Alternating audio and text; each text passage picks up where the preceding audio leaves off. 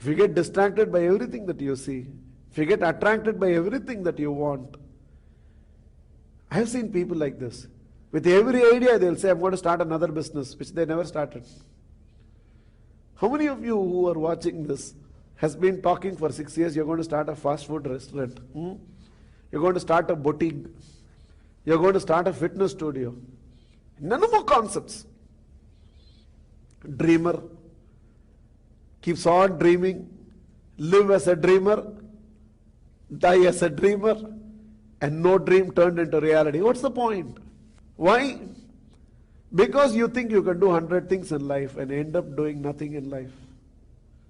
I understand focus is not only my ability to say yes to the one, but also the discipline to say no to the other 99.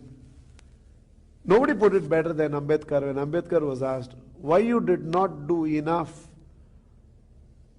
for freedom fighting. Ambedkar said, to commit one's life completely to one cause is when you can do justice to the cause. When a person commits himself to multiple causes, he does not do justice to any of the cause. I had committed myself to the cause of abolishing untouchability, and let me live every breath of my life only for that.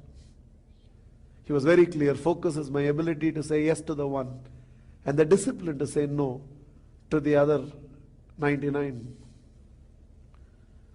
Somewhere if I understand what is that I want to say yes to, and ensure my life is on life leadership towards that one direction, all the time ensuring it does not matter how much I have, but what really matters is what I do with what I have.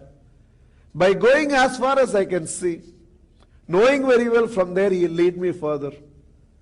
Detaching myself to that one that I want, but completely attaching myself with intensity to the process of achieving that one. And having this discipline to focus on things which matter the most to me in life,